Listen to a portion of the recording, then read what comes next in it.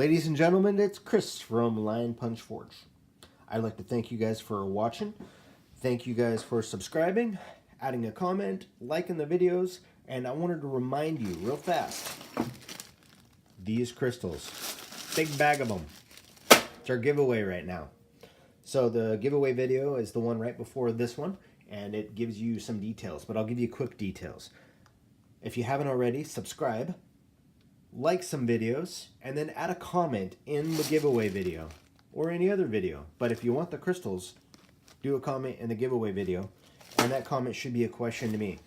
I will answer all the questions, but I may actually make videos on some of them, so keep that in mind. What we're going to talk about today is fold forming. Fold forming is an awesome and easy, amazing way to get cool textures. So this piece, I posted a picture online on our Facebook and our Instagram of what's going on with this fella. These are two techniques. This side is air chasing. Either side, it's pushing down metal. Check out our video on that if you haven't already. But these lines are what we're going to be doing today. These real hard creases, and that's fold forming. And it's called fold forming because, well, you fold and then form. So, fold forming. There's another technique, or another piece. This is a business card holder that I made. It's interesting. These texture lines on either side of the crease, basically what I'll do is I'll fold it over, and then I'll use a cross peen hammer to fold over and then texture that. And that stretches out the metal, moves it in the direction that the peen is opposing, and then it leaves the textures as well. So you can end up moving your metal quite a bit that way. But yeah, it's different. And then I did some torch holes just to make it look, apocalyptic. This one is pretty cool. This is a trifold technique. Later on I can maybe do a video on trifolding, but we're going to do a real basic one today. My wife calls this one, well, I won't tell you what she calls it. It's an angry piece of anatomy. Let's just call it that. All right. And today we are going to focus in on this. This is the piece that we're going to make on video. And what I've done here is just done some opposing creases so that I create hills and I create little valleys. And what I do to get started, just like everything, you guys know that I'm big into planning out what I'm going to do on my metal or how my metal moves prior to me doing it. So we're going to do the same thing here. We're going to basically make that design in here.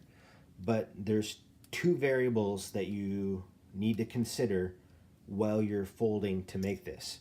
And those variables are just as we talked before. You have your hills and you have your valleys. So the way that you fold, the direction of your fold will create either hills or valleys on either side. So if you've planned it out what you want it to look like, make sure that you keep that in mind. So with this one, I took my folding lines and I'd fold and then I would hammer. I would fold and hammer, fold and hammer, fold and hammer. At this point, now that I have my folded and hammered piece of metal, make sure all those seams are nice and flat, nice tight creases, and then I go and anneal. After I anneal, I'll unfold, and then a lot of the times I'll anneal again so that I have completely dead soft piece of metal to work. If you're not going to be going across those creases, then you don't really need to worry about annealing until you go across those creases or you interact with that area of the metal. So the next one I did was the center line. So right now we have call these our valleys. So in this side of the metal I have our hills. So I'm going to flip this over, and then on this one I'm going to make this crease. So I'll fold my metal, hammer the crease, and then anneal. And then after that I have my valley and I have my hills, and then I want 3 more hills. One here, and one here. So if I fold this way, I create those hills, but if I fold this way, I create a crease. So I'm going to fold, and then After I fold, I hammer flat. Right here, right in this area where these lines meet, I will not hammer as much. I want to try and create kind of a little bit of room in there for, let me zoom in, a little bit of room in this area for that to move, and by hammering it flat, I run the risk of breaking that channel, and I don't want to do that. So with this piece, I would fold it, I would hammer along the seams, but I would not hammer so closely to where the seams meet. So you end up with the look, but you don't end up breaking through your metal or ruining some of those lines. So if I hammer this crease right across that line, this will be straight across, and it won't be it'll be an interrupted line versus a complete line. So zoom out, and we'll finish these creases. So once I unfold, I anneal. I'm folding this one now. So I anneal. Folding this one now. So I anneal.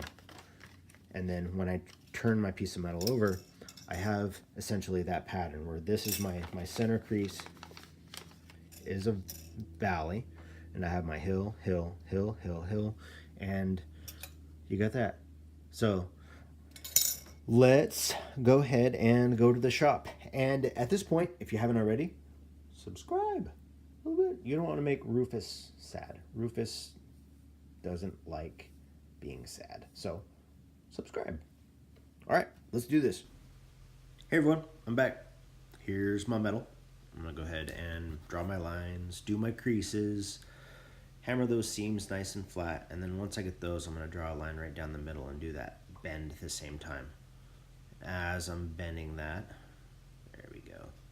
I'm gonna hammer that crease nice and flat, get it all nice and tight, and then I'm gonna go anneal because I'm gonna unfold next. When I come back, I'm gonna take a little knife, unfold those seams, and then I'm going to use the edge of my anvil with a rawhide mallet to straighten those out a little bit more, and then flatten it. The mallet's not used to hit or bend the metal super hard, it's just to flatten it out. And what's going to happen is I'm going to draw a line down the center, paying attention to which way I want to bend it over, fold it, and then I'm going to grab a hammer with a little tiny ball peen on the end of it. There we go. Hammer the seam nice and flat,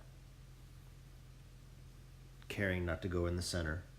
Once I have that nice and flat where I want it, all my seams nice, I'm going to go in and anneal.